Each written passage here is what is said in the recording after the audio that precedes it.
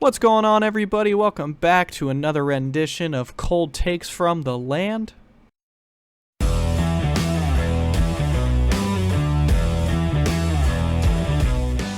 Cold Takes from the Land, where you get the coldest takes from the hottest Cleveland sports fans. And we are back with another Cleveland Browns preview. This time, not a divisional opponent. We are on the road in Denver, Colorado to play the Broncos, led by Sean Payton and Russell Wilson, coming in hot on a 4-game win streak. They've really started to turn their season around. I definitely think it'll be an interesting matchup. Yes, sir. Should be a good one, man. If you asked me a couple weeks ago how I felt about this game, I'd say it's probably going to be a pretty easy win in our favor. But with them coming off that winning streak of 4 games, Russell Wilson's actually had a pretty good year. So it'll be interesting to see what we do up there. Yeah, I got the numbers in front of me. He's thrown for 2,065 yards, 19 touchdowns to only 4 interceptions, and he's even completing a pretty high percent of his passes as well, just under 70%. So not a ton of yards, but I mean his ratio is pretty great. Yeah, for sure. Yeah, he's not chucking the ball downfield a whole ton, but the offense is moving, and they've played a lot better over the last 4 games offensively, especially. One thing that kind of jumped out at me is I'm looking here. Courtland Sutton and Amari Cooper have the exact same amount of receptions, but Amari Cooper has 749 yards, whereas Courtland Sutton only has 499 yards. So that kind of shows the difference and the amount the ball is getting pushed down the field. They're very much take what the defense gives you type of offense. Yeah, he's dinking and dunking a lot. Yeah, for sure. And on the injury front, Browns are, as fucking usual, pretty banged up. Yeah, it's rough this week, buddy. It's real bad. Say Juan Thornhill's questionable, Grant Delpit's questionable, Denzel Ward's questionable, Greg Newsom's questionable. We're still not sure about DeJuan Jones. It's a lot of injuries, man. It's been like this all damn year. Mary Kay said with Denzel, too, he might miss games, like plural, so more than one possibly for him, which would absolutely suck. Yeah, which is another top player on this team that could face missing some time with injury, as if our season couldn't get any harder. No kidding. It's a fucking struggle bus, man. But as for the Broncos, they don't have a whole lot of injuries. DJ Jones and PJ Locke are both questionable. Kareem Jackson is out due to suspension, so it's nice that we don't have to deal with him. What happened to him? Why did he get suspended? It was because of a cheap hit. I think he had laid multiple of them over a course of a couple games, and he got suspended. Let me double check. Oh, I think you're right. I think I remember seeing a clip of that, but yeah. Yeah, so yeah, he's gonna be out. I think 4 games, just because of he put a pretty bad hit on a player. But that's pretty much it for the injury front. At this point, they're kind of making a playoff push. What are they, 4 and? Are they 5 and 5? Or are they 4 and 5? They are 5 and 5 now. They're second in the AFC West, 2 games behind Kansas City. Yeah, I mean, shit. So they can make a playoff push still at this point. The AFC is wide open, especially for those wild card spots. Yeah, for sure. It's going to be interesting.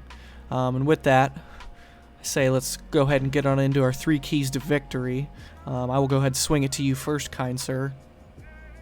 Alrighty. So for my first key, I said defense needs to create havoc and create some turnovers this week. So if they can continue to do what we've been doing the last however many weeks, I think it's been, what are we on, a 2-game winning streak now? 3. 3? Okay. Yeah, if we can keep doing what we've been doing the past couple games, get after the quarterback, make it hard on Russell Wilson, limit anything downfield. I'm hoping Newsom comes back. Obviously, I hope Ward can play, but I have a feeling he's probably sitting out this week, so. Yeah, I agree. Secondary just needs to do what they can do. I mean, if you're missing Cam Mitchell out there to the IR, Denzel Ward might be missing, so it'll be tough, but got to rally together like we have all year, get it done on the defensive end, and create some pressure on Russell Wilson. Yeah, for sure. I can't really agree with you more on that. With the like you said, with the secondary being so banged up, and who knows who's going to play.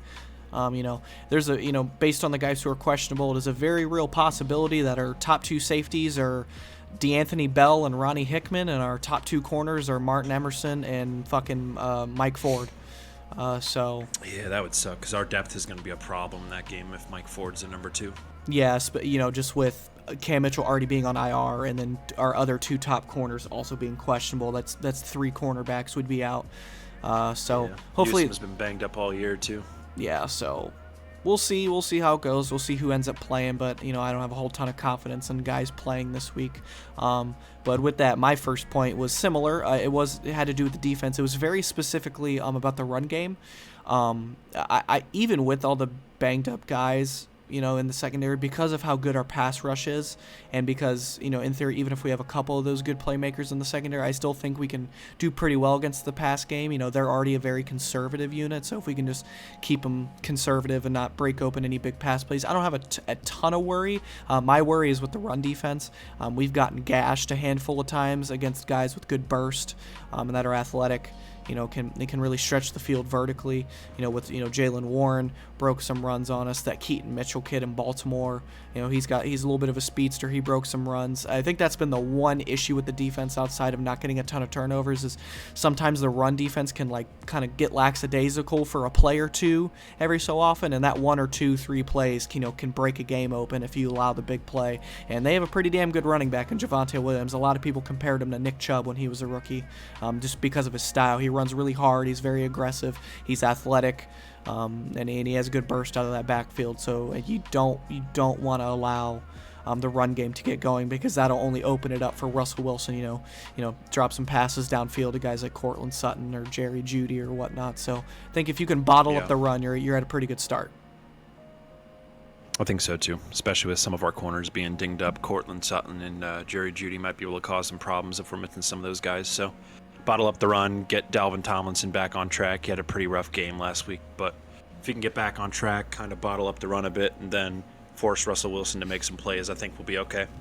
Yeah, for sure. I think with them too, the way they play, like you said, they're very conservative. If we can go out there and control time of possession, give DTR some time to get some stuff done, I think we'll be okay. But that'll kind of lead me into my second point. For DTR to be successful, I think Ford and Hunt are going to have decent weeks again. So get the running game back on track. Hopefully Kareem Hunt and Ford. I know Pierre Strong only had 1 touch last week, but I'm assuming we're going in with this as Jerome Ford is our starting running back still. So get him back on track. I want to see him be a little closer to his Baltimore self than he was against Pittsburgh last week. So if we can get some ground game going and control the time of possession, I think we'll be okay. For sure, man. Yeah, as I'd say, it's kind of similar to my second point, which I'll get into here in a moment. But yeah, the run game is definitely a big thing. We got to get going. As I'm talking about, we need to stop the run. We need to do the opposite of that on the offensive side of the ball. We need to really break open the run. I even think DTR could have a few design runs like he had last week and get him close to the sideline to avoid getting him hit. And he's got some speed. He can make some things happen. Mix in all the running backs. I'd like to see a little more Pierre Strong in there. But who knows what's going to go on with there. And I'll kind of extend this into my point. My point wasn't specific to the run game. It was more so specific to Kevin Stefanski's play calling. My second point was open up the offense. Because, DTR's first 2 games, obviously the disaster against Baltimore, a great defense. And then last week against the Steelers, another great defense. And, he was able to make the plays he needed to at the end of the game. And that gives us a little bit of confidence. And, if there's a game to open up the offense and really just see what DTR can offer you, just letting it loose, along with obviously your run game getting let loose a bit as well, it's probably this defense. I'll break down the numbers here for you. The Denver Broncos are dead last in yards per game on defense. They give up a whopping 400 yards a game on defense. God, that's awful. Yeah, that's pretty bad. And then through the air, they're not too terrible. It's pretty bad, but they're just inside the top 10 worst. They gave up 240 pass yards a game, which isn't very good.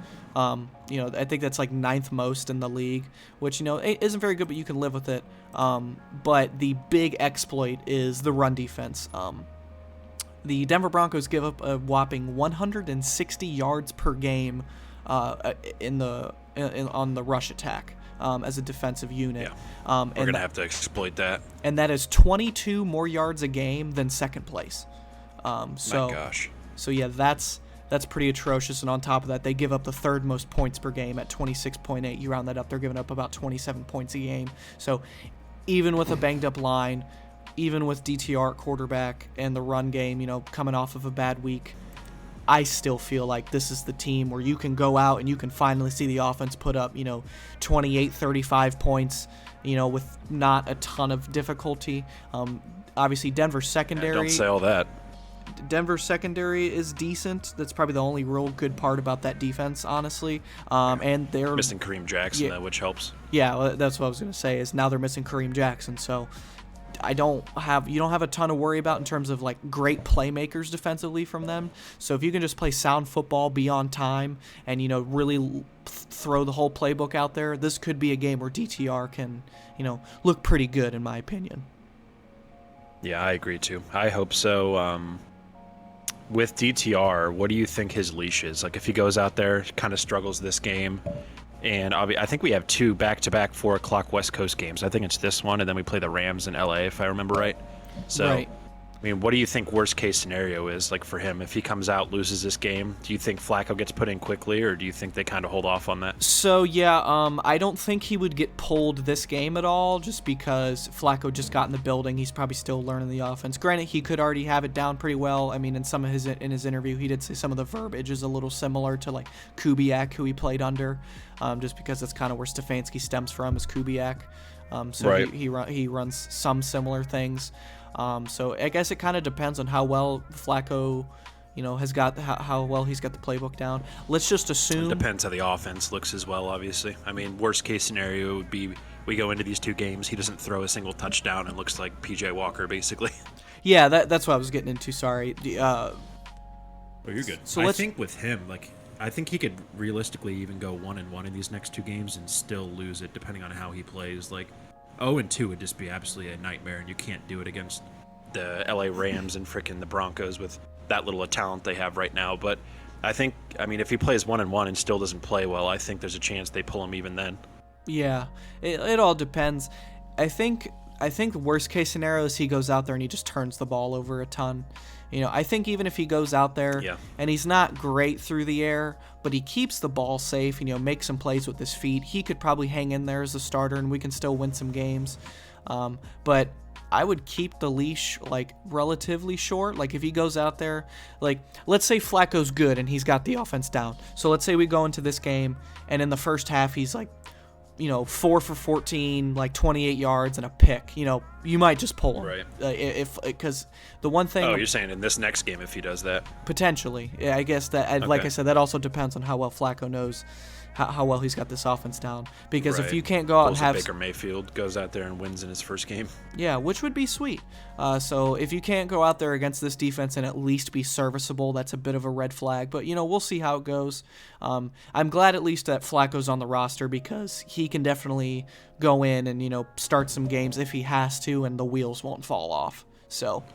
Me too, yeah. With our quarterback play too, it's how much can you put up with what we saw last week where he played pretty bad most of the game, didn't have any total touchdowns, but got us into position to kick the game-winning field goal. It's that's great, but I'm how much more can we put up with that when our defense is all-time great and the offense just isn't living up to expectations? That's exactly I think it really why. all depends how they look. You know what I mean? If we're not scoring touchdowns, that's going to be a problem. Yeah, that's exactly why I said this game was going to be a big tell, just because it's a not good defense, and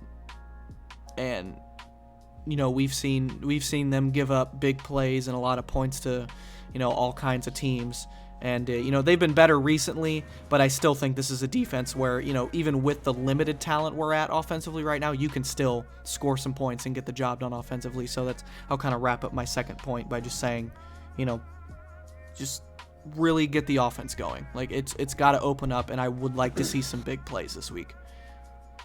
Yeah, I agree with you there. And I'm going to this is my third and final point here, but I had offensive line needs to give DTR some time in the pocket. Mm-hmm. So even if DeJuan Jones misses, which I don't think he will, I kind of hope the offensive line can continue to do what they've been doing. Christian played well again last week, I thought. DeJuan played pretty freaking well against TJ when he was in there. So if they can just buy him enough time, the middle 3 I'm always confident in. Ethan Pocic, Wyatt Teller, and then Bitonio are always good. So if those guys can continue to do what they do, I'm not worried. They just got to make it easy on DTR. Yeah, absolutely. That's another big one is, the best thing you can give a rookie quarterback, at least from a personnel unit, is protection, because it allows him a little bit of extra time to process things. Rookie quarterbacks tend to hang on to the ball a bit long. So it's always good to have that protection, keep him a little more There's a lot of veterans on that line too. I mean, the only younger guy is DeJuan Jones. Even Christian's been around the league for I think 6 or 7 seasons.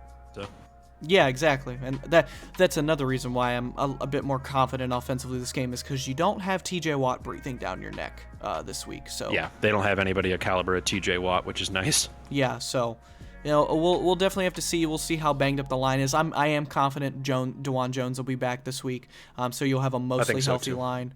I honestly would just keep Christian in there, even if James Hudson's healthy. I just think he's been playing better. So keep Christian in there, and then obviously we'll see about Jed Wills. And I think that's going to be good enough against this defense. Keep DTR protected. Get guys like Cooper and Elijah Moore. The ball down the field, and hopefully we see a little bit of Cedric Tillman this week, maybe. So yeah, that'd be nice. Waiting on a breakout game from him. Yeah, that'd be cool to see. Not even a breakout game per se. I want to see him get a catch or two, because right now he's only got a couple screen catches under his belt, and he had that end around last week that was pretty nice. Yeah, just 2 or 3 nice catches a game, get a first down here, get a little 15-yard chunk play here. That's all you really need out of him right now, just because he's a rookie, and, especially with a rookie playing QB, guys like Cooper and Moore are going to get fed the ball a lot automatically just because it's the top 2 targets, and you can design a lot of quick read plays to those guys. So, but I would like to see a little bit out of Tillman. But, definitely. That'd be cool, man. I mean, if we can get out to a decent lead right away, if you can get up 10-0, 14-0, I would like to see them open up the playbook and start seeing what we can do downfield. Yeah, and we're gonna find out, buddy. Yes, we will. It'll be an interesting one. This is one that I could honestly see us losing, but I could see us winning just as easily. Yeah, for sure.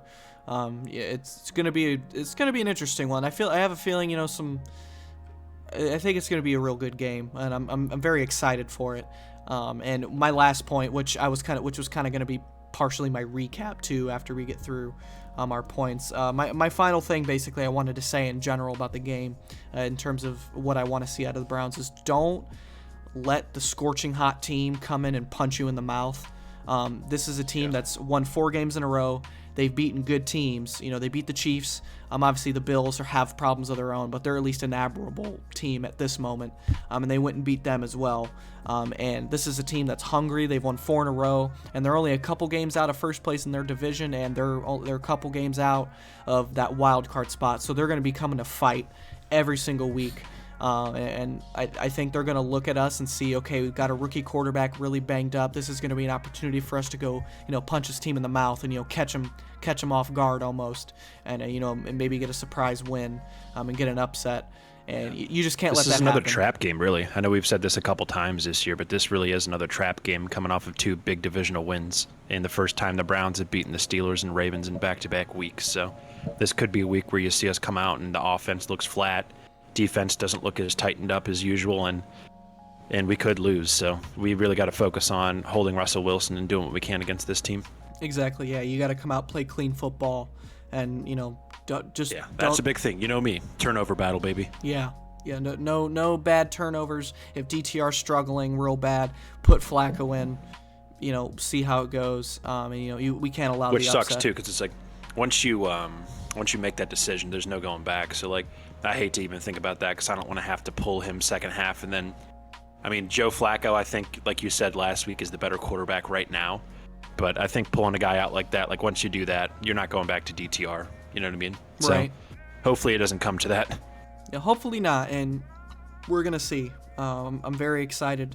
It's a nervous excitement. The last couple games I've been a train wreck mentally thinking about it, just because it's the Ravens and the Steelers. It's tough. And we've had some good wins so far this year, buddy. A couple divisional wins. Beat the Bengals week 1. 49ers when they were 5-0. Yeah, beat the entire division at least once. We could sweep the Bengals, probably, likely will, with Jake Browning at quarterback for them at the end of the year. Like I said, beat the Steelers, beat the Ravens. You beat the 49ers with P.J. Walker. That's 4 very good wins, right there. So yeah. And I think we can add to it, man. I'm really excited. The good thing is, if they can come out and win this week at 8-3, the season would have to go catastrophically terrible the rest of the way to miss the playoffs. I think if we win, we have something like a 91% chance of making the playoffs. So come out, like Stefanski always says, go 1-0 this week, beat the Broncos, get to 8-3, and then once we actually get to the point where we've basically clinched, we can start opening up the offense and trying new things out, because you need to get these wins while you have a chance to. Absolutely. Yeah, absolutely. You got to I'd feel a capitalize lot on better those like games. that too, because if we have that basically in the bag, then you can really start playing a little more. I hate to say carefree football, but kind of seeing what we can do more with a rookie quarterback out there. Yeah, because at the end of the day, if you want to get wins in big games, let's say in January if we're in the playoffs, you can't be ultra conservative and, sheltering your quarterback offensively. You kind of have to let it go a bit, and make some plays. Yeah, the way we've been playing offense is not going to get it done against the Miami Dolphins or teams like that. Yeah, for sure. So, yeah, we're going to see, man. I think that's about it for our, main points. I think it's time to get into predictions. Yes, sir. You got it. You want to go first? I will go first. I feel like I always let you go first. So, so I'm going to call this a spoiler. It's not a prediction. It's a spoiler. It's a fact of life. Yeah. Okay. Yeah. But I see a comfortable win for the Browns this week. I think it's going to be a good game, and it's going to be like a close game relatively. But I just think the talent defensively and the scheming defensively is really going to give the Broncos a lot of problems. I do see Russell Wilson making some plays here and there because you do see a little bit of that Russell Wilson magic sometimes. I think Javonte Williams will break off a couple nice runs here and there. And, with the banged up corners, if Russell Wilson, can get a little bit of time in the pocket a few times, you never know. There could be a couple big pass plays. But I'm confident in the defense to, hold up this Denver offense pretty effectively. And with that, on the flip side, even with all the issues offensively, with DTR being at quarterback and the guys being banged up, this is just a defense that I just think, no matter what, you're going to be able to score some points against. And, like I said, I have a good bit of confidence in the defense, to get it done, and I think the offense will be able to score some points. So for a score prediction, I'm going to say the Browns will win this one comfortably. I'm going to say by a score of 24-14, and I think it's going to be something where, like, Browns come out. You made it seem like it was going to be a blowout. I was expecting you were going to say 24-3 or something. No, I said comfortably. I said it'll be close, but I think they'll end up winning it comfortably. Interesting. I feel like it'll be a game where, like, the Browns come out and score, and then maybe Denver ties it up, and then maybe the Browns score and it's like 14-7 going into halftime, and then say we get like the ball back at half or something, and we score again, and maybe they respond one more time, and then I just think down the stretch the defense is just going to continue, to lock it up, and we'll play a lot of ball control down the stretch, and it'll end up with like I said, a relatively comfortable win. I'll say 24-14. It doesn't have to be that exact score. I just see us winning by about like 10 points, and it being a relatively stress-free game. Right. I'm actually fairly close to you. So I had the same exact score for us. I had the Browns scoring 24, and I said the Broncos are going to score 17. So okay. I kind of kept throwing this score around in my head a bit. Honestly, like even 10 minutes before we hopped on here, I was like, damn, this is a weird prediction. Because I'm like, worst case, like I could see them beating us 21-20 or something weird like that. Because I'm like, this could be a game where the defense ends up underperforming like a couple times we've seen this year. But I'm going to say the defense holds strong. I think we'll probably win the turnover battle this week. I think Jerome Ford will have somewhere between like 75 to 85 yards rushing. Kareem Hunt will probably get back in the touchdown category again, I'm hoping this week. And then I'm going to say possibly Amari Cooper scores a touchdown. If not him, maybe even DTR scampers in for a score. So I'm going to say Browns win 24-17.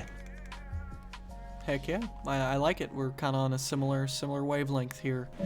I think that's I think that's about it. I don't know. Do you have anything else you want to add, or are you about ready? I don't think so. I think we pretty much covered everything. Going into next week, do you know, is Matthew Stafford hurt or is he playing? They got him back. I'm pretty sure he'll be ready to go. So that's another weird matchup. I mean, they have some decent talent on offense, but their defense is definitely torchable. Yeah, for sure. It'll be another game kind of similar to this one, but you just got to go out. You got to win this one. You got to go and win next week, and being 9-3 would be absolutely excellent. Would be awesome. See how the rookie does on the road. For sure, and we're gonna find out, man. And that was our thoughts on the game. That was our general analysis, what we think we need to do to win, and how we think it's gonna go.